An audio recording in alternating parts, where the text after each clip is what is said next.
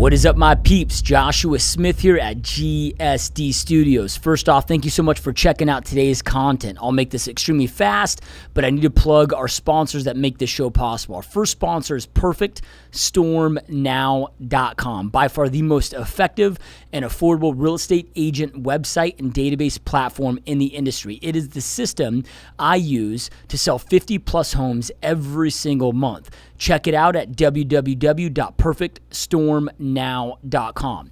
Our second sponsor is my personal 90-day mastery bootcamp, which is, again, my personal real estate agent mentorship program where we spend 90 days together, 12 live sessions. You get daily access to me inside the program. You guys, we go so extremely in-depth. There's nothing that's incomplete about this program. You're going to get all the tools that you need to go out there and crush it inside your real estate business. Make sure to go check us out, www.90daymastery.com. You can watch in-depth videos of exactly what's covered to see if the program is for you. See all the raving testimonials we have from all of the amazing agents and clients that went through the program. So make sure to check us out, www.90daymastery.com. All right, you guys, let's jump on into today's content.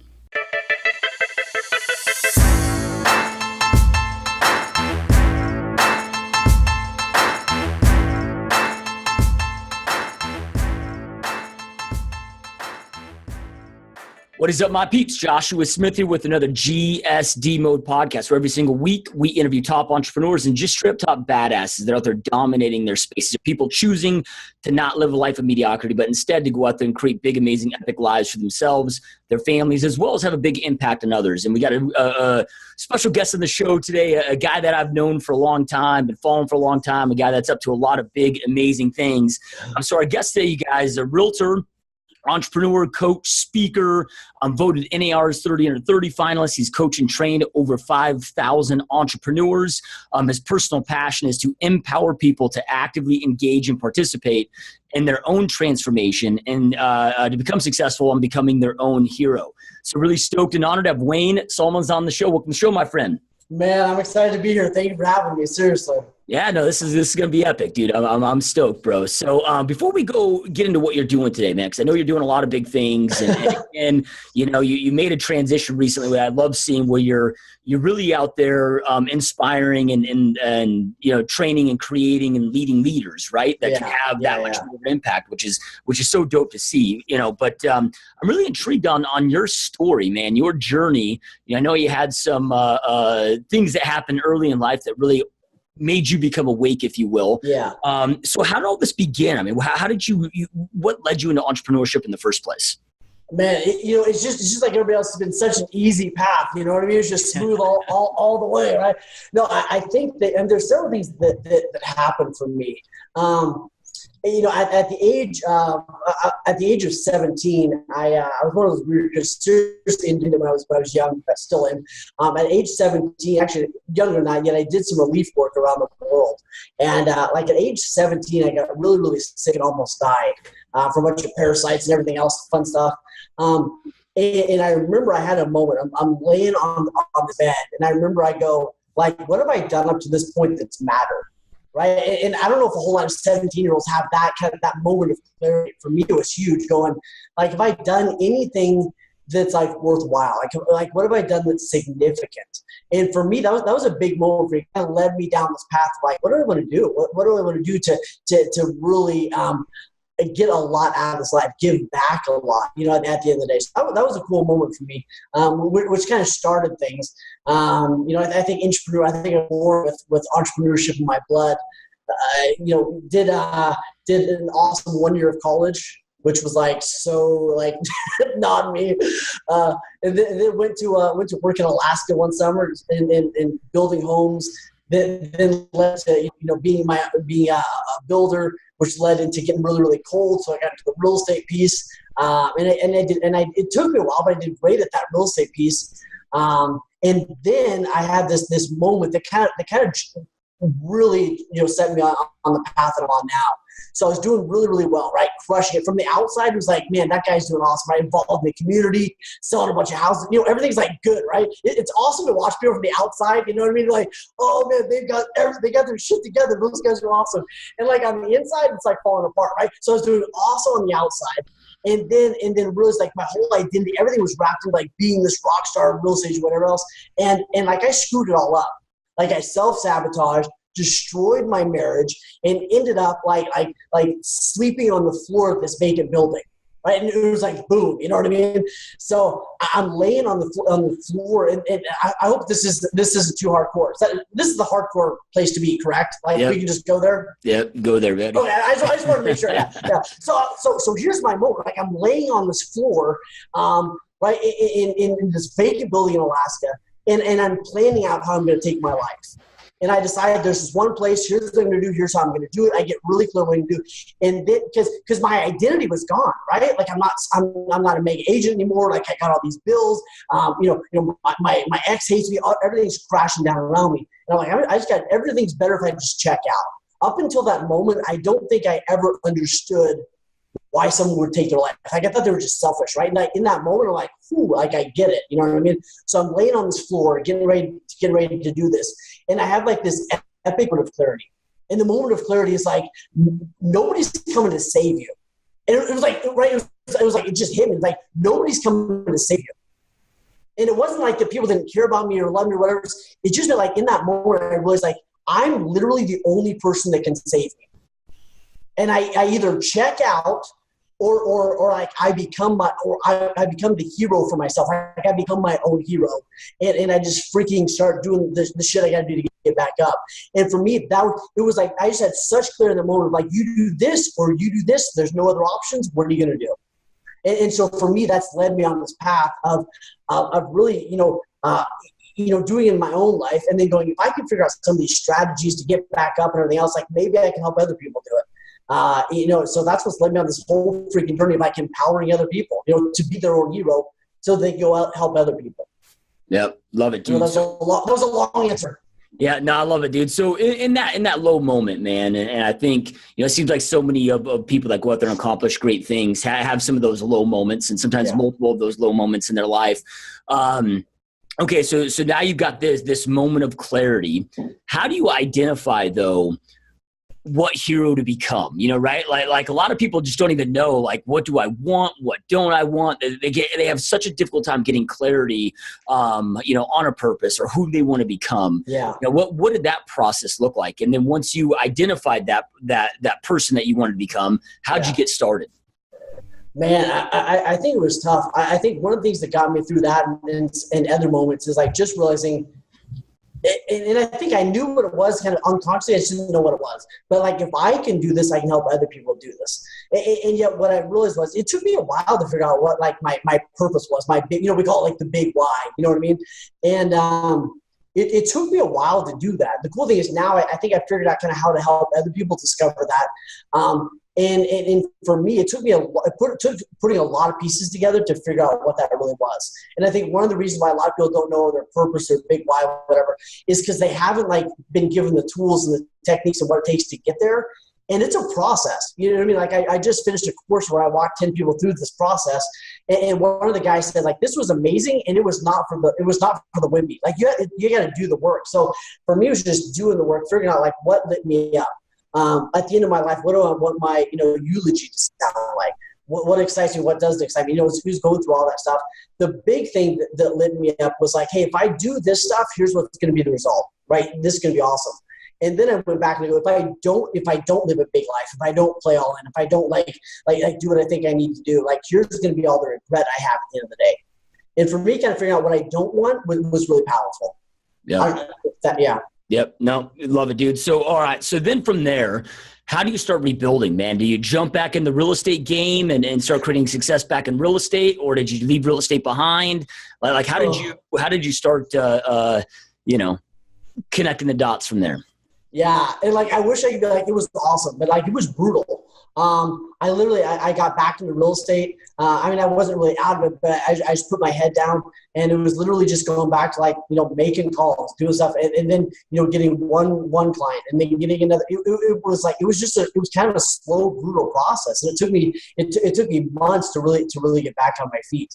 I think if I was going to give a tool, I think the biggest thing that helped me in that moment was somebody said to me, I was like, what do I do? There's all this shit going on. Like, what do I do? And he said, sometimes you just make the next right decision. Yeah. So I spent a lot of time in those months, like freaking out about the future and then reminding myself, like, just make the next right decision. Just the next one. And then I think another huge thing for me was, kind of time traveling a little bit, right? So here I am, I've lost everything. I'm hundreds of thousands of dollars in debt. And then what I kept telling myself was like, 5 years from now, when I'm making a bunch of money, I'm going to be okay. Like I kept going, can this get better? And I think that's another thing that pulled me through. Just do the next right thing. And then 5 years from now, I'm probably going to be okay. Yep. Awesome, man. So, all right. So you jump back into the real estate space. You're crushing it again in real estate. And then I know, like so many successful realtors do, that create that success. So it becomes a demand to go out there and train and coach and consult is as well. How did that transform into that? So I ended up so I was in Alaska. I ended up selling my business, and I said, this I just wanted to kind of a fresh start. So finalized my divorce, decided I wanted to kind of a fresh start. And so then I moved to Texas to kind of start over, right? I just like, I need a fresh start. Let's just do this. So I moved down here. And then I was just starting, and I took the, the bold class from Keller Williams, and I was taking that class, and I was like, this thing is amazing. It was really impacting me. And then one of the trainers said, I think you should do this. And I was like, you're crazy. Do you know like what I've been through? Like, I just screwed up my life in like the best way ever. Like, I nailed rock bottom. Like I didn't just like catch, like I nailed it. And I was like, you don't know what you're talking about. And she was really persistent about it. So I began to, I thought, well, at least I'll see what happens. So I auditioned for it. And, I think that here was a really cool moment. The person that really wrote that course looked at me and goes, she said, Wayne, you have greatness within you. And I was like, I don't know what you see, but if you see it, like I'll believe in your belief in me for the moment, because I don't see anything, but I'll believe in you. So I think what I got from that moment was, when I can see the greatness in somebody else and help them like maybe start to begin to see that was huge. Because for me, that's what it was. She's going, I see greatness in you. And I'm like, who the hell are you looking at?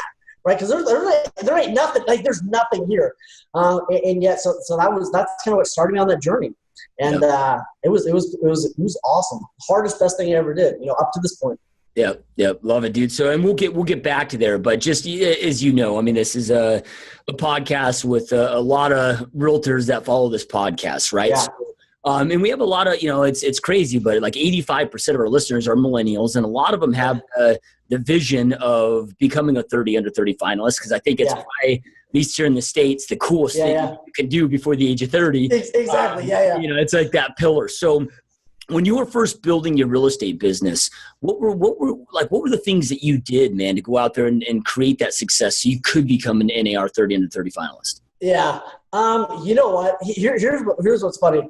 I was dumb enough just to do what people told me to do.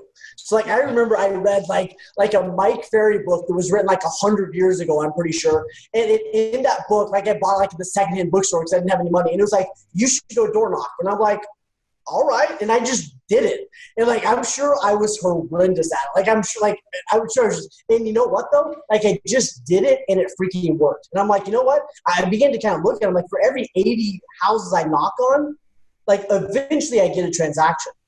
And I was like, this is all right. So I think I was simple enough just to do some simple things, right? So I began to I door knocked, mostly because I didn't have a whole lot of money to do anything else. So I door knocked and began to get my business that way. Another thing it's so funny. I would make cookies Monday night. Like I was broke, but I was like, I could make some chocolate chip cookies. Every Monday night, I would make 10 batches of cookies. And then I would wrap them up, and every Tuesday I would take them to businesses. So like I had 20 businesses that I would do the first week of the month, 20 businesses I would do the second week of the month that I just transferred. And I didn't even realize what I was doing, but I was building my core database. And that was it. Like I just freaking hustled. I wish it was more sexy than that. I literally just did it. Yeah, I mean, I love it, dude. I mean, cookies are door knocking, right? So, but it's one of these things where business is so simplistic. Doesn't mean it's easy, right? Simple doesn't mean it's not hard, but the entrepreneur complicates it by getting in their own way, right? And like you said, you just kept it simple. You just took massive action, and then boom. All right, so then fast forward now you lose everything. You decide to go and into Bold, selling Bold, selling it, coaching it, teaching in there. Now, correct me if I'm wrong, but you're not doing that today, right? So you've transitioned now into doing some other things. So then how did that transpire? How did going from that moment transpire to what you're doing today? Yeah, so it was awesome. I did it for about 4.5 years, which was amazing. Yet it required me to be on the road all the time. And my kids were growing up to the point where it was starting to affect them. Like I could tell. Like one night, my kids, I'm putting my 4-year-old to bed, and he looked at me, he goes, "Dad, tomorrow, are you getting on a plane or are you going to the office?" And he knows a plane's 3 or 4 days away. Going to the office, I'll be home tonight. And the way he said that just broke my heart in that moment. I was like, all right, it's time. It's been awesome.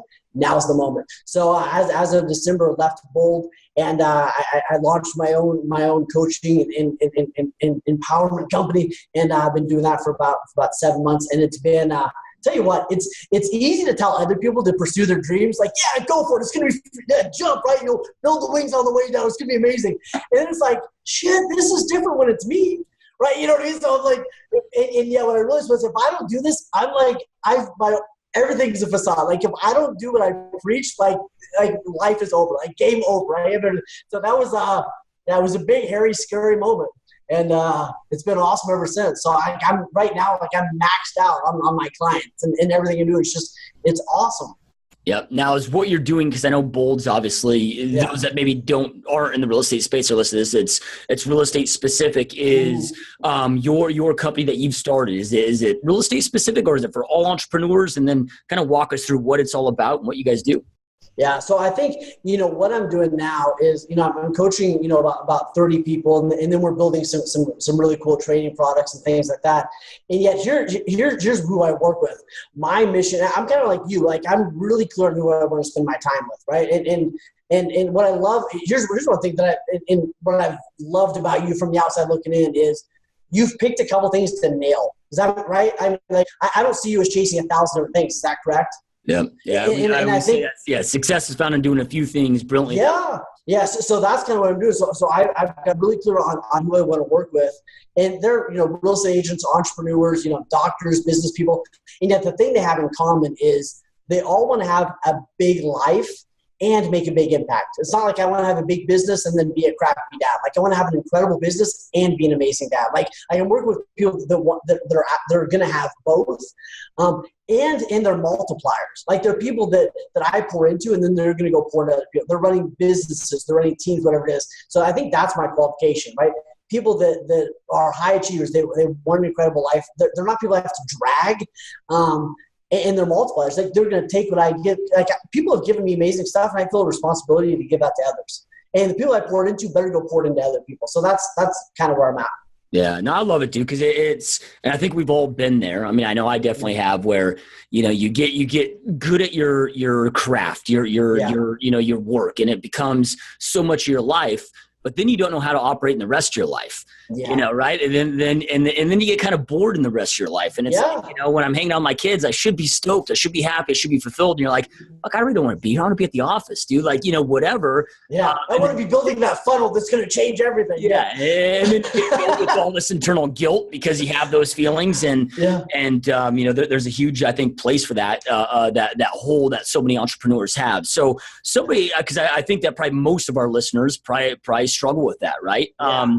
Where do people start with that, man? I mean, because we see so many people that are so massively successful that are just so massively unfulfilled at the same time in their life. And somebody that's facing that, what would be some suggestions from a guy that's overcome it, but also a guy that, of course, coaches and trains many on it? Where do people even start when they want to go down that journey? And so here's my perception on this. And I mean, I'm still working on this. Like last week, my son's like, "Dad, get off your phone." And I'm like, shit, okay, I'm a work in progress. And here's what I think is really cool that I help a lot of people with is does your big why, your purpose, your goals, does all of that dovetail? And what I've discovered is there's a whole lot of people that are chasing a bunch of different things, or they're chasing a couple goals that conflict with each other. It's like someone saying, I want to travel the world and I want to be home for dinner every night. Obviously that doesn't mesh. And yet what I see is a lot of people have conflicting goals and they don't even realize it.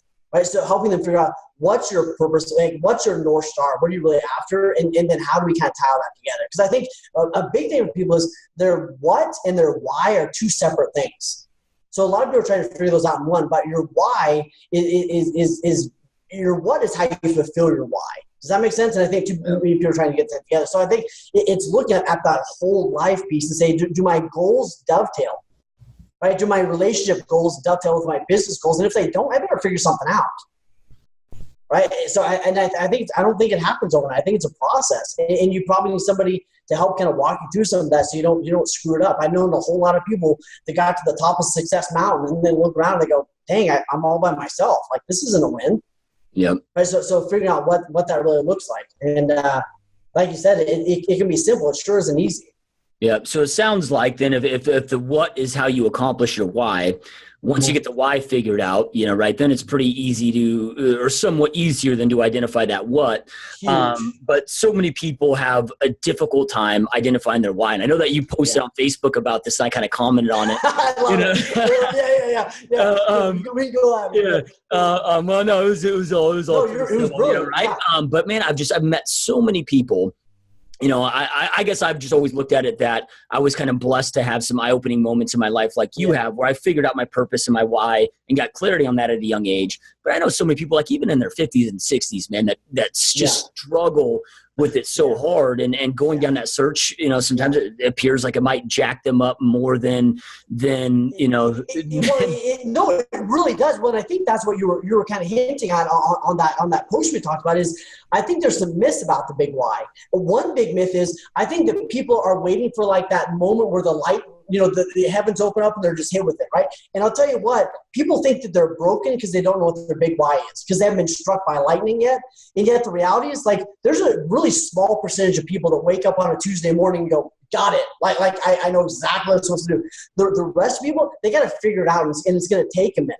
And then I think another big myth about this is that people think it's got to be some huge thing. Like, I'm going to feed everyone in Africa in the next 5 years. Like, they think it has to be this monstrous whatever. And a lot of times your big why, at least for most people, their big why is just clarity on several little whys and how they all kind of tie together. You know what I mean? So I think we get lost. And to some people, their big why is like, I'm clear that I just want to be better tomorrow than I am today. And that's what drives them. That's awesome. That's what drives them. You just got to figure out what that is. So I think there's a whole lot of myths around this that really mess people up. Yeah. But I think the biggest thing is you figure out what your why is, right? Like, my why is I want to empower people at the highest level to be their own hero, right? Like, I don't want to inspire people. I want to freaking empower them with tools so they don't need me anymore. Make sense?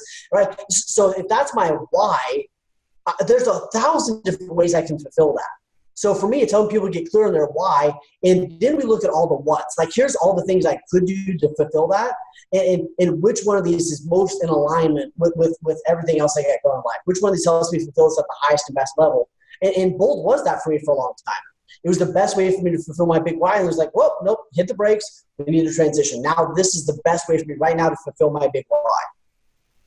At least that's my perception on it. Yep. No, I love it, dude. So then if somebody's struggling about identifying the why, do you think a good place is to start? Because it sounds like maybe this is where you started, which was figuring out my what at least I don't want. Because I think we can all go there. Like, dude, I don't want to have too much life at the end of the money. I don't want to have poor health when I'm older. I don't want to have bad relationships with my kids. And is that a recommendation of yours to start on the why not if they can't figure out the why? Yeah, I think it's asking a lot of questions like that and then writing them down. Like, I think here's what's interesting. A lot of times people try to process this in their mind and they need to kind of process it on paper, right? So it's asking myself, like, what do I not want? And what do I not want to happen in my relationship? Like, I don't want us to drift apart, right? So I want to have a close relationship. Awesome. I don't want to get to the end of my life and not have any money, right? So it's asking that kind of stuff, but then it's writing down, like, what's my biggest fear? And then some of the silly questions, right? Like if I wasn't worried about money, what would I do? Which sounds like a funny, silly question, but I'll tell you what, if I ask you to go write it down, it would take you a minute. Most people, it would take them a minute. They go, that's a silly question, right? Go freaking write it down. And you'll be kind of surprised what you come up with. So I think it's asking themselves, those kinds of things. And then I think another big part of it is what lights me up? What lights me up, and then what ticks me off? And a great thing is to look around and go, what pisses you off in the world that you can actually go do something about? And what pissed me off was looking at amazing people that just lacked the roadmap. They were awesome people. They just, I think most people aren't stupid. They just don't have the tools to live a big life, right? Like if a man, I see this all the time, like if a man is yelling at his spouse, right? He's yelling at his wife. Most guys are doing that because that's the best strategy that they have.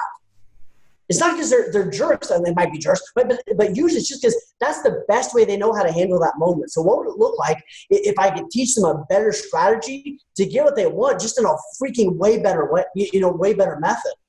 And I think that's what. So you look at it and go, what in the world ticks me off that I can actually do something about, and why is that? So and yet it's a process.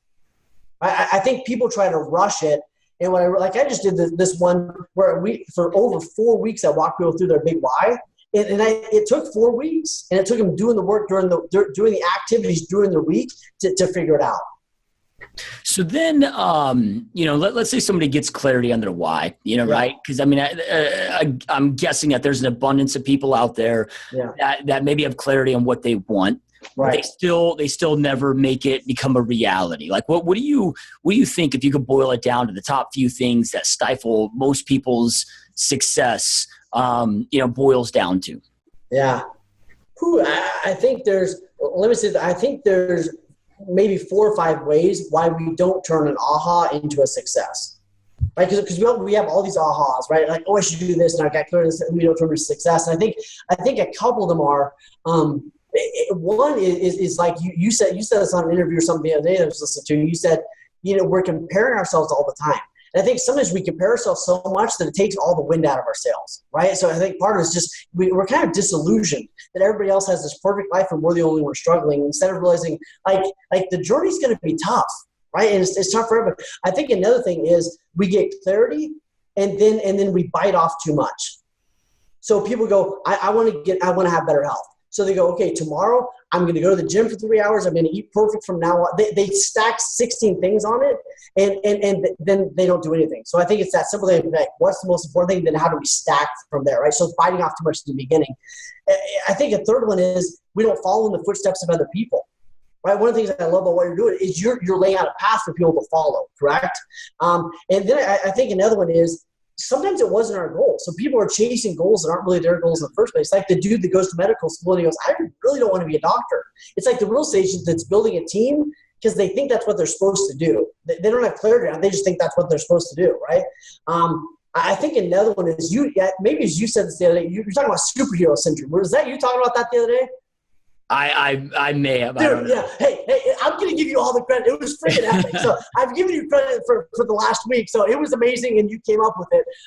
But superhero syndrome is rely on willpower, right? We have this aha, and then we go, right? And in the moment we go, I need to go to the gym, whatever it is. We go, this is so clear. All that chemicals get dumped in your brain, and you go, I can never imagine not having this clarity that I need to go to the gym. Right? So then we think willpower is going to be enough. Willpower is not enough. Willpower is not on will call because it's crazy up here. We'll out-negotiate ourselves, right? So I think people rely on willpower instead of getting leverage on themselves, instead of getting some accountability or whatever that needs to be. Does that make sense? Yep. Right? So I think that's huge. We're relying on willpower. We think we're broken because we need accountability. And yet what I've seen from a lot of people is it's just part of the human condition. If you're going to a level you've never been to before, you need some accountability. You need some leverage on yourself to kind of push you through that initial stage. What's your take? Do you agree with that, or what's your take on that? Yeah, man. I mean, we all, I always say that we're all weak human beings, right? Yeah.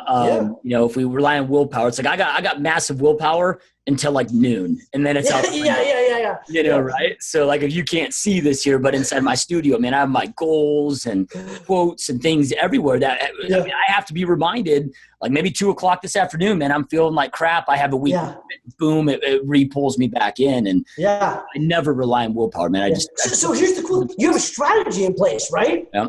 You're like, I will screw myself over if I don't have a strategy in place. So you got some bumpers in your life, like all the goals and stuff there, right? To pull you back in. So I think, we think we're broken because we need that stuff. Like you have a condition, it's called being human, right? So instead of beating yourself up, just figure it out, right? Put your goals up in front of you, whatever it is. So I think that's a huge one.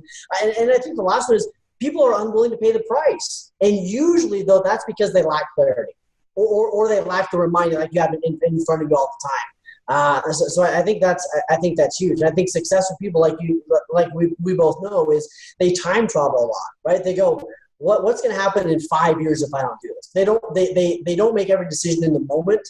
They make it based on the future. And I think it's unsuccessful people make decisions in the moment. Successful people go, 5 years from now, what's the impact? Yeah. But it takes a while to get clarity on all that stuff. Yeah. One thing I did this past year is I turned 35 in October. And I don't know why, but like the zeros and the fives have a much more profound impact on me, right? Because it's like shit just gets more real in that reflection. Yeah, I basically cried this year. So yeah, I'm 35 too. So yeah, it was a moment. It was a moment. So, but I wrote a letter. I was on an airplane and I wrote a letter to myself as if I'm opening it when I'm 40 years old. Mm-hmm. Not being like a 6-7 page letter, but it's like you're opening this and this is exactly how your life is going to look on your 40th birthday as you're opening this letter. Yeah.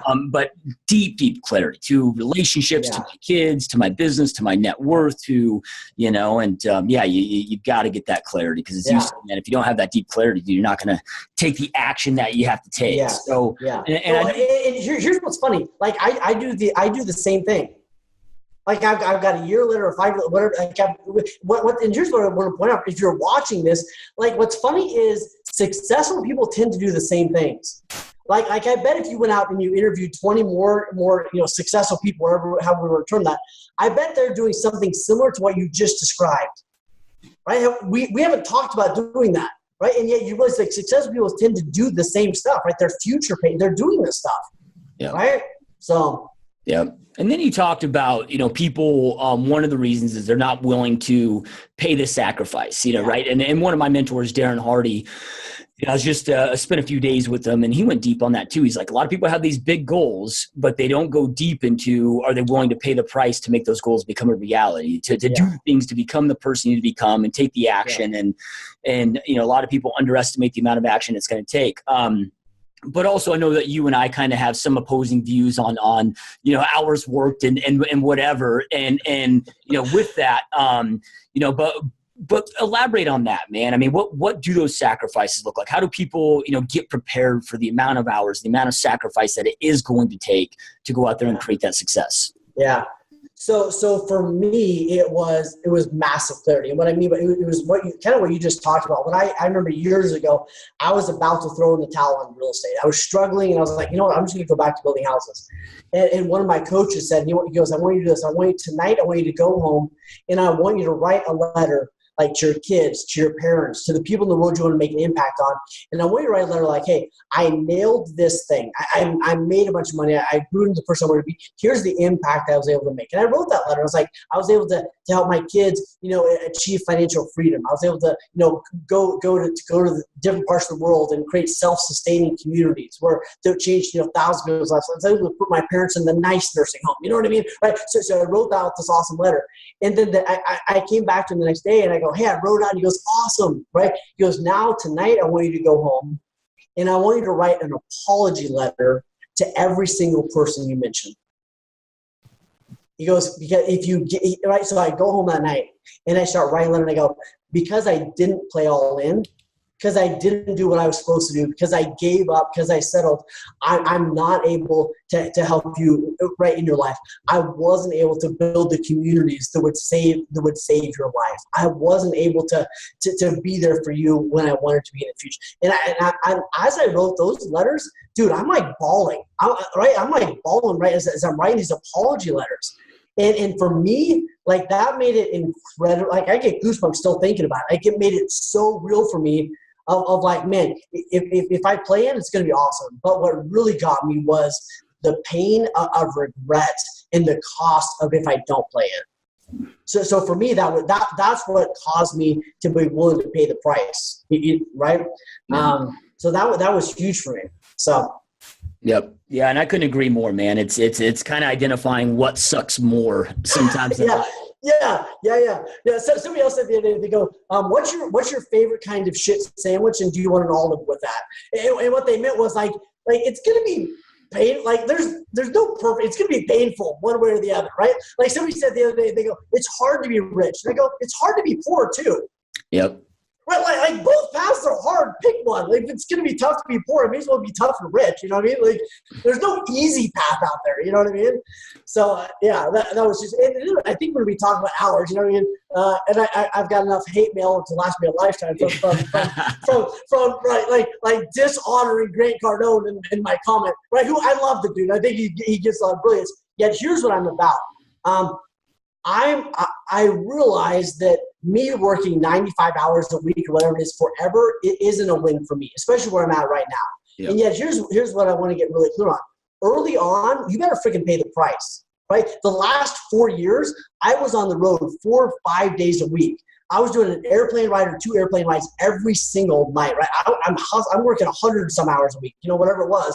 And yet I paid the price, right? So that I can do what I'm doing now. And I think what bothered me about the comment of 95 hours a week is I don't think there's anything amazing. Let me say this: all the people that I look up to, they don't brag that it took them 95 hours to do what other people are doing in 50. Does that make sense? Yeah. And I think there was a time in my life where, and maybe this is just me, my own stuff projecting, I used to be really proud of working an exorbitant amount of hours. And what I realized was that there was nothing really amazing about that. Does that make sense? So I think that's where that's where I'm coming from when I say that. Yeah. Well, and it has over the last few years, man. It's, because guys, of course, like Grant, who I'm a big fan of as well, we've had on the show. And then guys like Gary Vee that, like this whole hustle thing is really become this fad thing. And, but yeah, I mean, you got to pay the price. You got to put that work in. And then from there, I mean, everybody's got their own choice of what success is, right? But it's, like I still grind a lot of hours, but I don't ever feel like I'm working, right? Like it's, and that's the difference. Yeah.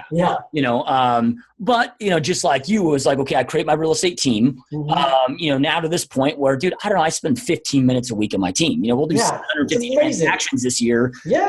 And but I've got that leadership team, which then allows me to go to the next thing. And I can kick up my feet and go chill on the beach, but that's not what I choose to do. Right. Well, and now you brag about the leverage and the opportunities you've created. Yeah. Right. And I think that's what's incredible, right? The most successful people are like, hey, I figured out who to bring in, raise up a leader so that now I can go do this. I think that's awesome. Like you said, it doesn't feel like work. And yet I'm really intense. Like yesterday, I worked until I was home by 5:30, which is every day I'm home by 5:30. And I spend 5 hours with, just hanging out with my kids, 4 or 5 hours hanging with the kids. I put them to bed. And then you know what? I spent the next 3 or 4 hours writing a class. Yeah. Right. It didn't feel like work. But here's the cool thing. I didn't sacrifice a moment with my kids. Yeah. And that's what was cool about it. So how do you do that, man? Because a lot of entrepreneurs, they get to the point where they have a tough time being in the moment. Maybe they're investing that 4 or 5 hours a day with their kids, but their mind's somewhere else, man. And they're not really in there. I mean, how do you view being successful with being in the moment and making sure that you are intentional at those times? So you don't grow these huge businesses, but then you're like, oh crap, I don't know my kids. Yeah. Well, and I think that's part of that is learning the lessons from other people, right? Like I think one of the things that you and I do really well is we read, we study the people that have gone before us, right? We look at what they did really well, and then you ask those people, like, what's your biggest regret? And a lot of them will say, like I regret missing the soccer game. I regret, this, that, and the other. And at the end of the day, like you just make a decision, and then you figure out how to hold to that decision. One of my big ahas years ago was my coach asked me, he goes, what's it like, Wayne, at the end of the day when you go home? And I was like, usually I'm wrapping up that last call, getting one more call in. And you go, so what does that look like? And I had this out of body moment experience where I realized I would walk in the door every day and I'd be wrapping up that call. So I'd be on the phone with that last person, and my kids would come barreling up to me, Dad, we love you, how are you? And I would put my hand out to them. Yeah. And it was one of those ones of like, holy cow, almost every single day I walk in the door and I tell my kids, you're not as important as whoever the heck's on the phone. And I just made a hard decision. Like, I'm never going to walk in the door on the phone again. And I have, for years, I haven't. I might drive around the block 12 times, right? Drive on that call, right? But you just make a decision. And then you go, you know what? You start with small things. I can even turn my phone off for an hour, like off. And it's probably going to be okay, I think. Yeah. Yeah, no, and I've it's been a hard journey as well for me, but you learn, man. I mean, the world's not going to end if you shut the phone off. And like when I'm at home with the kids, dude, I turn my phone off. It goes into my home office, and I don't look at it because otherwise, like again, talking about the willpower thing, It's like, dude, I don't have social media on here. I was on Colton Lindsay, who I know you were on too, his thing. And I had to download the app, dude, just to be on his podcast. That's awesome. But again, if it doesn't exist in my world, right, then I'm not tempted by it, you got to make those decisions. You got to look and go, instead of beating myself up about it, like, what would I tell somebody else to do? Like, freaking take Facebook off your phone. And I'll tell you, I'm not there yet. I need to be there, right? And yet you got to look at yourself and go, what are some things you need to get rid of?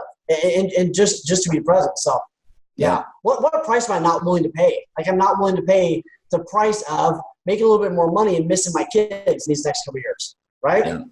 Yeah, I agree, man. I agree, dude. So then let's go back into your transition, your personal transition with creating your own coaching business. Because they say that your average coach out there, I don't know the exact percentages, but very few ever get to a point where they're making six figures, right? I mean, it's like less than 5%. Is it really? Yeah. Oh yeah. Yeah. Maybe it's good nobody told me that. Yeah. Yeah. So the average is probably just like realtors, right? That 93% are making 30 grand a year or whatever. So before we get into like what you did to create success with it, what were some of the things that kind of shocked you? Some of the initial struggles when you transitioned to this that maybe you didn't anticipate that you had to overcome when you were launching your new company? Yeah, I think there were a couple things. And one thing that was nice, and a friend of mine had gone through a transition a year earlier. So what was cool is I was able to see some of his struggles and kind of know they were coming. So that was really, really helpful. One of the big struggles was I was in this really cool community before, right, of guys who were doing similar stuff. And then all of a sudden, it's kind of like I'm out here in the wilderness, right? I'm on my own. I don't have that immediate team. And yet what was cool is I kind of started building that team before I made the transition, knowing that was coming, right? So I started, spending more time connecting with guys like, Colton and those kinds of guys to build that tribe that I knew I was going to need after I transitioned. I think that was tough. I think you're kind of doing something you've never done before. You know what I mean? So it's kind of like, I don't know what this is exactly going to look like. I wish I did. I would love to have absolute clarity.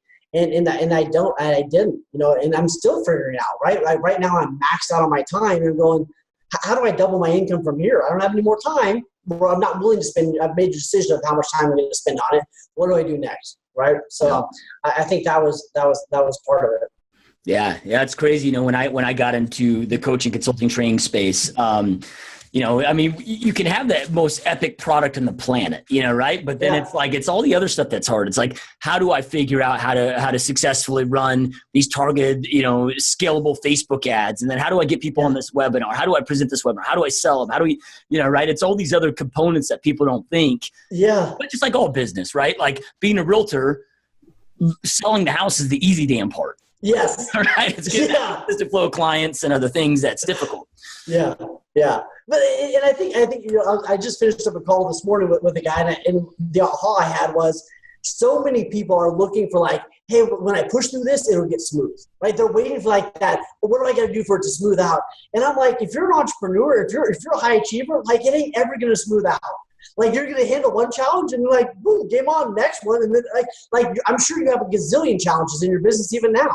Right, I just like I do, right? Because I'm leveling up. When my challenges stop, that means that I'm screwing up and I'm settled. So I think it's like just going. It's never going to be a smooth road, right? And I just embrace that there's always going to be a little bit of chaotic. There's always going to be a next problem, and not disillusioning myself that there's this moment where everything just zens out and it just gets easy. Yeah. Couldn't agree more, dude. So then, with what you're doing today, man. With your coaching company, I mean, we talk a lot about getting clarity of our vision. I mean, like, where do you see yourself taking this? Like, where do you want to have this in the next 5 or 10 years? Here's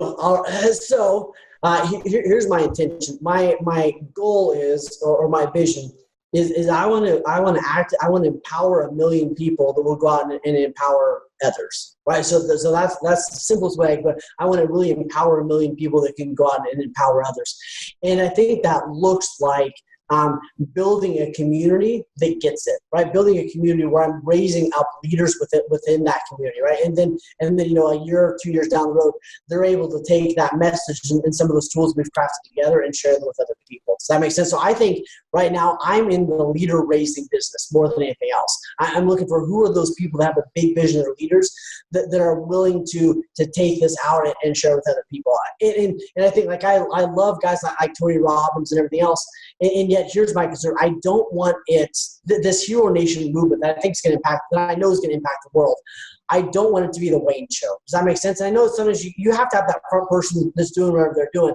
And yet I really want to actively engage and empower other people so they can take that message, right? So that it doesn't have to be like, if Wayne's not here, we're screwed. Does that make sense? I'm really about raising up other people. And I think that comes from my Hero Nation mastermind. And it comes from, the one-on-one clients I choose to work with as we grow this out. Yeah. Well, another cool thing about that is then it can survive you. Yes. Right? You build something epic that can vastly, vastly survive you. And that's, talking about huge impact. Well, and I look at T. Harv Eker and I go, this is the man who's built these incredible courses. And then he's able to leverage that out to somebody else. He built it. It's amazing, but it's not the T. Harv Eker show, right? It's like, here's the millionaire mindset. And there's all these different people that can present this and have the same impact. It doesn't have to be him doing it. Does that make sense? Yeah. So anyway, that's my vision I'm freaking trying to figure out. So yeah. Oh. So then when it comes to becoming your own hero, dude, that just, when I hear that, I don't know if you've seen Joe Rogan's On It, where he's doing this video promotion for On It. And he talks about that. He's like, be the, if your life was that movie, who would that hero be and become that person in that role? And I mean, how do you define hero? And how those that are listening, that this is the first time that they've heard of it. Yeah. What does that mean? So I think it means for me, be my own hero is the example of the person on the plane putting on their mask so they can put on the mask for other people. Yep. And here's where this really hits home. I see so many parents that they sacrifice their dreams in this effort to help their kids go after theirs. And what they don't realize is what their role modeling is. Good people stop chasing their dreams and help other people chase theirs. And this hit me. I think Wayne Dyer's daughter said this, and she goes, my parents chased their dreams and pursued their dreams and achieved their dreams. And in them doing so, it empowered and inspired me to go chase mine. And I'm like, for me, that's it. That's the definition of a hero. A hero is someone that learns the tools and tactics so they can role model and share those with others. Does that make sense? So that's kind of my perception of that. You know what I mean? They're doing it. Yeah, no, I love that, dude. Yeah, and it comes down to an element of, we're raised to be selfless, and it's like, no, dude, you have to learn to be selfish. Yes. You cannot show up as the best version of yourself, right? Unless you learn to be selfish, just like you said with the airplane mask. Yeah, well, it's so I don't remember who said it the first time. They said being poor is selfish, and I was like, ooh, when I first heard it, I was like, that's awesome, and it rubs me so wrong. And yet, the more I thought, I'm like, you know what? It is poor to be selfish. And what I mean by that is if I have the ability within me to make money, or if I have the ability within me to make a big impact, it would be freaking selfish for me not to do that. Yeah. For you not to do what you're doing right now and go settle would be really selfish of you because you're making a huge impact on the world, right? Is that right? So for me, that's what it is. If I have the opportunity to do this and I play small, that's selfish. Yeah. Yeah. Love it, dude. Love it, man. So, where's, the best place for those that are watching and listening, that can learn more about this and learn more about you and if they want to get involved, can get involved? Yeah. So the simplest thing is just theheronation.com. So just go to theheronation.com and it talks about what we're doing. I do a call with about 50 people every single week. And we talk about this stuff. We talk about, how do I be an epic spouse and grow a big business and the tools and tactics to do that. And so that's where I'm raising up some leaders. So that's it. Well, I dig it, man. I mean, it's a message out there that most people don't talk about. Usually it's, training, coaching is just make more money. What I think that a lot of people don't understand fully is you cannot affect your health or your marriage or your relationship with your kids in a negative fashion or a positive fashion and not affect your business. It's all people just try to live these lives in balance, and this work-life balance is like, dude, it all matters, right? You got to be congruent in all of them, as you talked about earlier. So I love it, man. I love the message. Yeah, and that's it's tough to figure out how those all dovetails together, and yet it's so freaking critical. Yep. Yeah. Dude. So knowing everything that you know now, right? Like, just everything that you've learned over these years, if you could, yes, because I've arrived now. Yeah. Right. But if you could go back, dude, to, yourself when you first started, let's just say your real estate journey, your entrepreneur journey, and you could give yourself 2 pieces of advice that you feel would have fast forward all this and then maybe avoided some of those low moments. What would those 2 pieces of advice look like?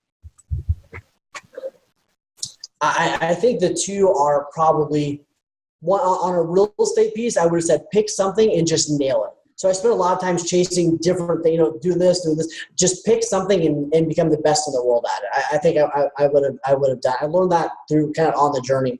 I think the second thing that I would have told myself is stop worrying about what everybody else thinks. I made so many decisions in my life worried about what other people thought or what they were going to think about me or whatever else. And it was devastating, right? And what I realized was, it's like that quote, in my 20s, I worried about what everybody thought about me. In my 40s, I decided I didn't give a rip what everybody thought about me. In my 60s, I realized they weren't even thinking about me, right? And for me, that was just freaking, do your own thing. People are going to judge you one way or the other. So just follow your own path. Stop worrying about what everybody else thinks. And for me, that was, I wish I would have got that way earlier in life. So to elaborate on that, because I just got a message yesterday from a good buddy of mine that feels that that's what's stifling his success. And I think that stifles most people's, ability to go out there and take action, is they are so concerned about, what their, in-laws are going to think and their friends are going to think and whatever. So going deeper into that, how do you get to a point where you don't care about what other people think anymore? Yeah.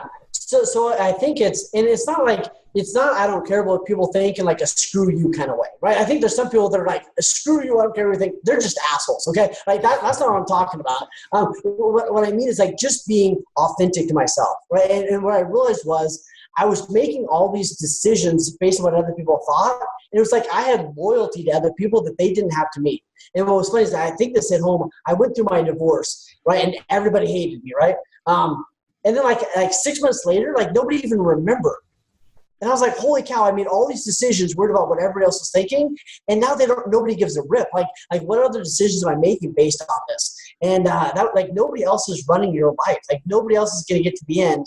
And people really don't give a rip. They're running their own race. So I think it was just some of those conversations, but really was asking myself, like, what a decision, if I wasn't worried about what other people thought, what would I do? Yeah. And where is it holding me back? And another piece of it was like, it's kind of like, for me, it was kind of like I was lying. Like, when am I being out of integrity with myself? Because I'm kind of masquerading for what other people think I need to be. And for me, that was huge. And then, getting people in my life that were doing that, one of my buddies, Ryan Stewman, even Colton and you, and what I love about them is like, they're just being themselves. Right. So when they curse and swear on a podcast or whatever it is they do, they're not trying to be something. They're just being themselves. You know what I mean? So I'm like, where in my life do I just need to embrace who I am? You know what I mean? I love Jesus, but I curse a little. You know what I mean? Like, and just be who I am. You know what I mean? Yeah. Yep. Love it, dude. Love it, man. Yeah. And it's just one of these things where, at the end of the day, we got to realize, just like you said, nobody gives a rip, right? And that's not a negative thing. People are busy living their own lives. But the reality is, dude, not one human being goes to bed at night worried if you can pay your own bills. Right. Other than you, right? Yeah. Or so you gotta take that into control. So love it, dude. Yeah. So, I created this podcast, man, because this is an industry, entrepreneurship, real estate. 100% changed every aspect of my life, right? It's been the biggest game changer. The best decision I ever made was to jump into there. I wanted to give back to an industry that changed my life. And, so with that being said, those that are watching and listening right now are here because they want to do exactly that. They want to go out there and create the life they know they want and deserve. Right. So do you have any last words or piece of advice that you'd like to leave them with so they can do exactly that? So I would say, follow the path, figure out what other successful people are doing, and just keep watching these podcasts and figure out what other successful people are doing, and ask yourself, what am I resisting? What am I resisting that I just need to give into? Like, if every successful person is writing a letter about where they are 5 years from now, you just need to write a letter. If every successful person I know is getting up early in the morning, like, you just need to freaking get up early in the morning. So I would ask myself, if every successful person has a schedule and I'm resisting following a schedule, like, what are you resisting? You just need to give into? Because I'm like, you just need to just accept that, hey, if everybody else does, I just did. So I think that's a big piece, right? And then I would say, spend the time to get clear on, what do you want your eulogy to sound like? What do you want at the end of the day? If you don't do blank, you're going to be pissed off, and it's going to take you a minute. Figure that out, right? So I think that for me, that's kind of it. I guess my question for you would be, what are you after right now? So why are you doing this at a high level, and where are you headed, my man? I'd love to know. Yeah, I mean, with the podcast itself, I do it for 2 reasons, right? One is, like I just talked about, man, it's able to give back to an industry that changed my life. But I always say that when I give back, I still do that on a selfish level, right? Because it creates massive fulfillment in my life. When you're getting all the messages, on a daily basis of people that the podcast helped them get through tough times or whatever that may be. Yeah. So even that is somewhat still, I shouldn't say somewhat, definitely a selfish component. The other thing, the other main reason I started this is on your journey to success. Every time that you level up a next notch in that path, life becomes that much more lonely, right? So you have less and less people that you can connect with and that can relate to what you're going through and whatever. So I did it really just to create those relationships and use it as my own self-development, man. I got to pick brilliant minds like yours all day long, dude. And then you get a space where it's like, okay, like after with mine and your interview, I got Perry Marshall on. Right. So, the most expensive sought out like business coach, digital marketing coach that exists. And I'm able to get him or guys like Grant Cardone, right. Get a degree to come on the show because it's like, hey, now we have 1 million downloads a year and it gives back to them. Hey, we introduce them to our audience and then I get the ability to pick their brain, ask anything I want to pick. And, people that you just don't have access to, right? Yeah. So, dude, that's all right. Can I ask you one more question? I know that like this is your podcast. What's the one thing you're most, just cause I'm curious, what's the one thing you're most proud of in the last couple of years since you've been doing this? I guess the most thing I'm proud of is because when I started the podcast and then when I started getting into consulting, or doing some coaching myself, it forced me into a position where I had to get very uninvolved in a lot of my other companies, right? So today I've got 8 companies and I had to develop those right leadership positions in place, and it created opportunities for people that have been with me for years to really step up and create these opportunities. I have people that were making $12 an hour that are now making 6+ figures a year, and by doing that though, the impact I've been able to see it have not just on them but also all the businesses are doing way better without my involvement, right? Yeah, that's awesome. Yeah, the last few years, it forced me into that position and to see the power, because you get to a point, dude, where you can only do so much. Yeah. Right. So then it comes out, okay, what's the team I can put together and create those opportunities? It's up for them to continue to earn those opportunities. But that over the last few years, outside of being able to, of course, be able to invest that much more time with my family, on a business aspect, that's what's been the most amazing, gnarly thing to watch the last few years. Dude, I think that's amazing. That's what it's all about, dude. Yep. All about it, man. It's awesome. So, all right, you guys, I know I end every podcast with this, but information without implementation truly is just the start of delusion. Information is no longer power. It's taking that information, taking action on that, then creates the power inside your world. So you can go out there and successfully create the life you know you want, deserve. And Wayne shared so many amazing pieces of advice with you guys today. Take something that you learned, take immediate action on it. And I don't care where you're at, iTunes, Stitcher, YouTube, the website. We're going to have a link below to Wayne's website where you can check out more, learn more about Wayne, learn more about Hero Nation. So make sure to click that, check that out right away. And Wayne, man, I know you're a busy man, and I appreciate you taking time out of your day to be here, dude. It's been an honor. Dude, you're awesome. Appreciate you. Appreciate what you're doing. Appreciate your friendship. Let's freaking change the world. Yep, 100%, my friend. Thanks again, you guys, and we'll see you next time.